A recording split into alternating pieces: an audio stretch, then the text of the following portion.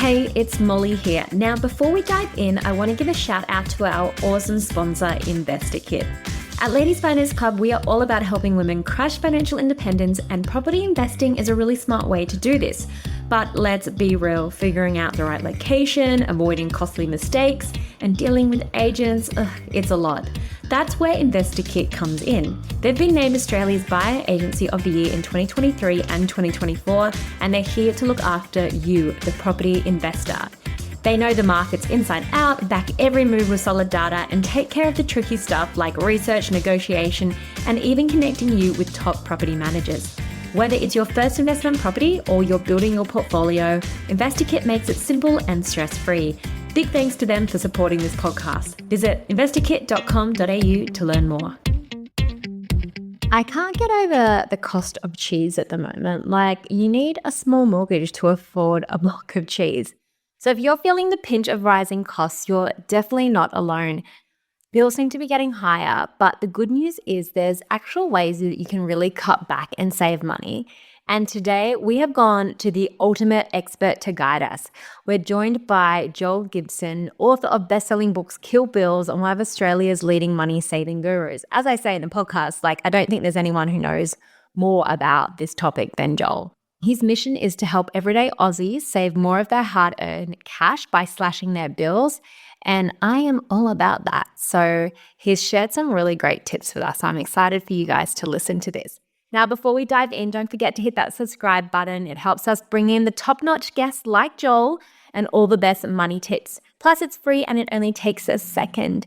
And a heads up, this episode is packed with practical advice, but it is not financial advice. So if you need tailored support, reach out to us and we'll connect you with a female financial advisor we know, love, and trust. All right, let's get into today's episode. Joel, very excited to have you on the show because I think that you would be probably literally the number one person in Australia who knows most about reducing bills and bill hacking. Literally, name me someone else would know as much as you about bill hacking. Yeah, well, look, that's very flattering, but you might be right. I think the weird thing about bills is there are so many money experts who talk about investing and wealth and other aspects of personal finance, but there's actually very few that talk specifically about bills and how to get them down. And I've found that, and that's one of the reasons I've done more and more of it over the years, is because it's a big hole there that needs to be filled for people. Yeah. Yeah. So if you're listening, you are in good hands. We have Joel Gibson here. He is, as I mentioned in the intro, the author of Kill Bills and the expanded 2023 version of Easy Money. So we're going to be chatting all things, how do we reduce our bills? So I did a little survey on Ladies Finance Club because I knew I was going to be chatting with you, Joel. And I put up a survey and I said, how often do you negotiate your bills? Like once a year, you don't, or you don't know you can even negotiate your bills. And I was shocked to find that majority of people don't or didn't even know you can negotiate your bills. But is this something that you find? Yeah, I'm not surprised by that. I mean, everything is negotiable. Even a lot of big box retailers now will price beat or price match. So that's becoming a more common thing just in our society in all sorts of areas. But what I think most people don't know is that, most businesses, whether it's an electricity company or it's an insurance company, they'll have the offer that they advertise to people, and then they'll have the one they don't advertise. And they only use that to retain people who are leaving, or maybe they give it to certain kind of groups. I do some work with One Big Switch where we negotiate on behalf of a large group of people, so we get access to some of those sort of deals. Some of those motoring clubs get access to those sort of deals. So there are some areas where you can get them, but they're what I call under the table deals. And most businesses will not give you the best offer unless they really have to, which means you've got to be prepared to negotiate, which is a scary idea for some people.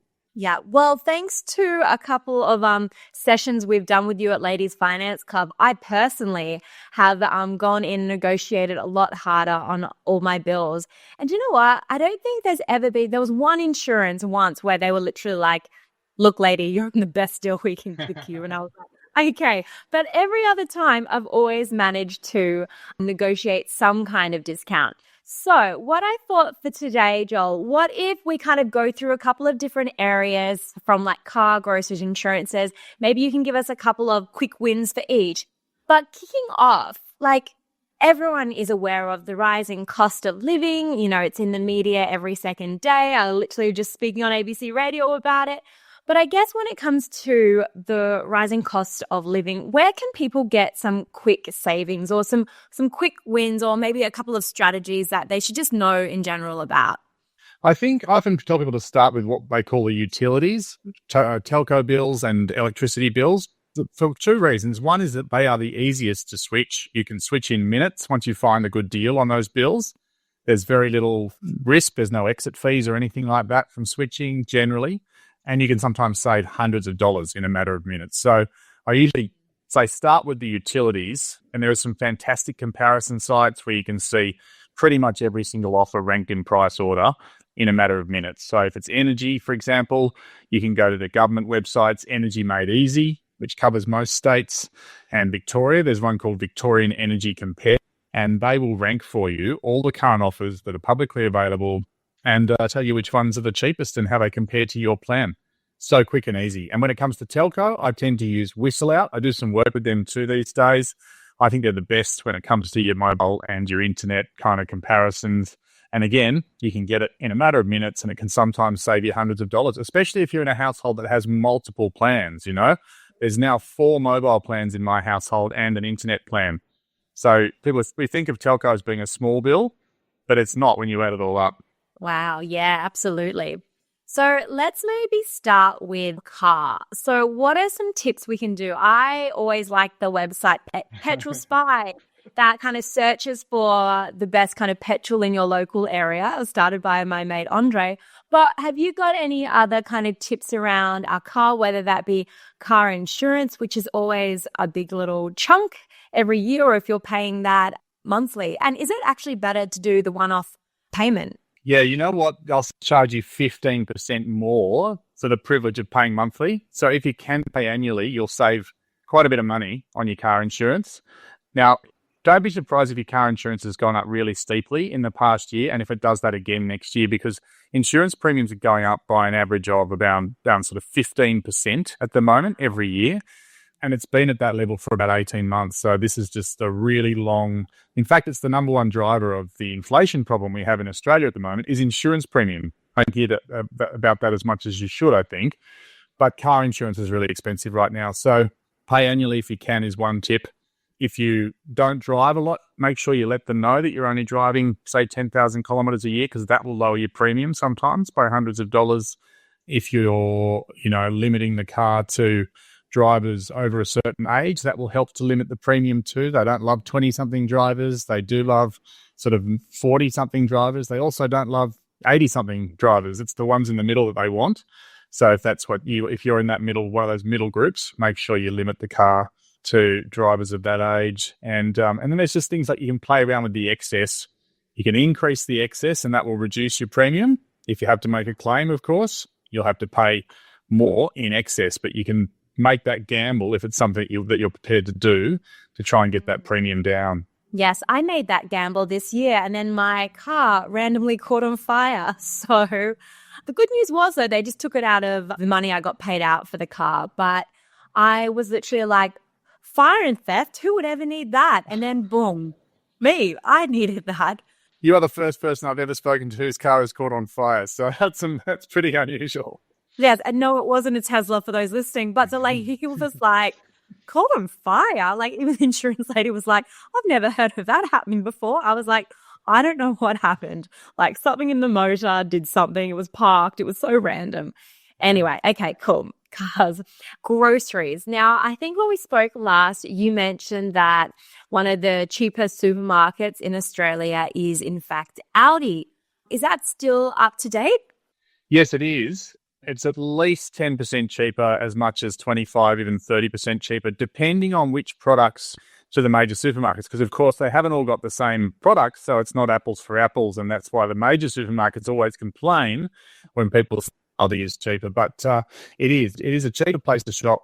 If you were going to do your whole shop in one place, it should be Aldi. But Ideally, you don't do your whole shop in one place because the best way to save on your groceries is actually to spread your love around a bit. I call it cheating on your supermarket. That means shopping in Aldi, maybe making the most of some of the big specials, weekly specials in one of the major stores as well. But also, the new players in this space, since we last spoke, are the Amazons of the world and the Bunnings and the Chemist Warehouses, who are really taking it to the big supermarkets when it comes to things like toiletries, cleaning products, non-perishable pantry items. You know, you can save money by shopping online and get it all popping in and doing a click and collect with those guys as well. Wow. And what about like Costco? Is that still a thing? Because I mean, I don't have a Costco near me, but I was in Canberra the other day and I saw a massive Costco and I was so tempted to pop in and check it out. Yeah, absolutely. It's a thing. And I think it could be part of your strategy if you have access to one somewhere nearby. What some people do, obviously, a lot of the items there are in go with a family member and they'll buy something in bulk and between the family, or some of it for what's not perishable. There is an annual fee to be a member of Costco, but you'll make that back in a visit or two based on the prices. And of course, you've got to fill your car up when you're at Costco, and you can only get that if you're a member. So make sure you go to a Costco that has a petrol pump and fill the car. And people use I know when we spoke to Ladies Finance Club, some people were using like the 7-Eleven app or the Everyday Rewards to also save on their petrol. Is there one which is maybe better than the other? No, I think it's actually good. There's no cost to have, all of those petrol schemes on your phone. The main thing is that you use the apps to find the cheapest petrol on that day. And then when you get to that petrol station, if it's an Ampol and you can get, or it's a Shell one that's connected to Coles and you can get the supermarket discount on top of that, that's double wing. So I think the thing is shop based on price, and then you can get extra discounts, get that too. A lot of companies now are offering extra petrol discounts because they've done deals with some of these petrol retailers. So Origin and AGL, for example, I think have extra discounts for their customers. Budget Direct Car Insurance has a petrol discount for their customers. There's a whole bunch of them that have got these little extra. Sweet. Ah, great. So worth checking out what that actually gives you access to. And we mentioned it before with our phone providers, and I guess I've got a few little scripts that I use and I can definitely put those in the show notes as well. But do you have any strategies for when you do go negotiate on a phone or internet? Yes, people often are uncomfortable negotiating, but what I say is that you don't have to be an ace negotiator, because the key to negotiation is leverage, and that means you just have to have another option, ideally a better offer than what they're offering you from someone else, and then the pressure's on them to match it. So the first thing you should do is go to one of those other comparison sites I talked about, get another offer that's better, and then you can go in with that and say, I'd like you to match it or beat it. Otherwise, I'm going to walk. Once they know those are the terms of the negotiation, you'll get a much better result than if you just go in there and say, hey, would you do something for me? Fantastic. And then health insurance. So we get a lot of questions from people being like, how do you compare health insurances? Because they do, some include some things, some don't include others. And I mean, it's obviously quite personal with what inclusions you want. If you want Chinese medicine, or if you want all the other bells and whistles. But do you have any advice there for those people kind of going, I'm a bit confused with what I should actually be looking for within my health insurance? Yeah, I'd say just try not to get too tangled up in the weeds when it comes to a product like health insurance. As you say, it is a really complicated, complex product. Yeah. And yes, they all look slightly different, but actually 80-90% of each product is the same from health fund to health fund. And what they've done in the last few years really helpfully is they've made them categorize every hospital policy, for example, as gold or silver or bronze or basic. And at each of those levels, there are certain things that must be included in that policy. So you can be confident if you're looking at silver policies from different health funds, they're going to be mostly identical. There might be a few little differences, but they're going to be mostly identical. So don't sweat the small thing too much. Just work out whether you need gold, silver, bronze, or basic for your hospital policy. You're thinking of having a baby in the next year, for example, you're going to need either gold or what they call silver plus, which is in between silver and gold. Those are the level you have to go to get pregnancy cover. Yeah. But you know what you need, you can look for the right sort of cover. And then with the extras, which is all those things outside of a hospital like dental, optometry, physio, whatever, just work out what's important to you. Those free comparison services, they don't compare every single policy on the market, but they're a really good place to start. Free comparison for you of about a dozen health funds. Yeah. I'll recommend a product. You don't have to take it through them if you don't want to, but that's your starting point. So use them, I'd say. They're free. Yeah, absolutely. Love that. And then around the home as well, we're coming into summer. It's going to be a hot summer. So, I mean, we've obviously got like streaming services now, which I know some people get very excited around the streaming services, but is there a deal where like maybe like as a family, you should be getting together and being like, hey guys, let's all just get the family plan and like pay X amount? Or is there a way to like hack the home streaming services? Well, definitely with your music streaming, you should not be paying for more than one subscription in the same household, whether you're a share house or a family. Definitely the family subscription. I think one of them even has a duo subscription, which is straight couples or housemates. So that's a way of saving on your music streaming. You shouldn't be subscribing to more than one music streaming service, ideally, because they all have the same content, unlike the movie and TV ones, where Netflix has different content, to Binge has different content to Disney. When it comes to the music streamers, they're pretty much identical. So don't pay twice for the same content. And we have a rule at our house. There's 4 of us here. We have a rule called the pick a winner rule. Each person gets to pick one streaming service at any given time. And if you want to sign up for another one, you got to turn off the one that you're on now. So that's how we keep a lid on it, because otherwise what happens is, I know, careful, you end up subscribing to more than half a dozen of them, and then you're paying, $100 plus a month. So, and you're probably not even using half. Yeah, big time. Although my new hack with Spotify is they did this to me the other day. You pretend you leave and they cut the price. Same with this service that we're using right now, Riverside. I went to cancel and they're like, we'll give it to you for $3. And I'm like, oh, yeah, great. So sometimes pretending to leave. The table deal, just like we were talking about with energy plans before. It happens so often. Yeah. I'm still getting great offers from Apple Music and others that I've left to say come back. So if you could be bothered, you could actually kind of switch back and forth from time to time and take up all those freebies and probably pay about 6 months of the year. Yeah, exactly. If you've got the time. So we had some questions from LFC ladies. They just had a couple here. So one lady just asked, well, I think we answered this one. She wanted to know, like, should she switch energy providers and how does she know if she's on the best plan? But I think we spoke about that before by looking at those comparison sites and the energymadeeasy. Was it .gov? .gov.au. Yeah. That site's so good now. You can even upload the last email bill you got and it'll automatically read all the data on it. You don't have to punch it all in and it'll just do the comparison. It'll tell you how your plan compares to the cheapest plans on the market at the moment. A lot of energy providers right now are getting really into this upfront credits thing. You can sometimes get $300, $400 plus dollars when you join. Yeah. So if you're a bit cunning, you can switch regularly and keep getting more and more of those upfront credits and basically, again, only pay 6 months of the year. Absolutely. And these things all compound over time. So, it might be $50 here, $20 there, $100 over here, but it all compounds. And I imagine you see lots of people with lots of savings. Do you know kind of like what on average, if people negotiate on all the bills, like what they could save? So if you're somebody who's never done this before, and that's why my favorite people to help with their bills, slightly older people who've been with the same insurance company and the same energy company and the same telco for like 30 years, because they're almost certainly paying thousands of dollars more than they have to on their household bills. Now, if you do it regularly like I do, it's harder to save big money every year because a year ago, you got onto the cheapest energy plan, you sort of negotiated for a cheaper insurance premium and so on. So it all depends. But, well, definitely, I think, probably half of households out there are paying hundreds of dollars more than they have to on their household bills. And the cost of living has never been, for most of us, as bad as it is right now, has been the last couple of years. Yeah. In price rises like this across the board. I know, cheese is crazy. Cheese. Yeah, every dollar you can save is another dollar you've got. Yeah, and it may as well be in your pocket, not their pocket. Another lady said, can you ask Joel, with Black Friday sales, do companies put up their prices only to bring them down to show that it's like, oh my God, what a saving? She was really interested to find out your opinion.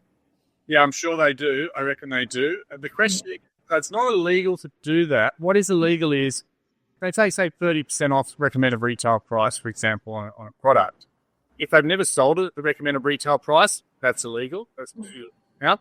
If they have only put it up to the recommended retail price for a very short time before they discounted it, that's illegal. So, yeah, there's some sort of grey areas there. And the ACCC, the Consumer Watchdog, has come out in the last week and said we're looking very closely at some of the Black Friday deals from this year.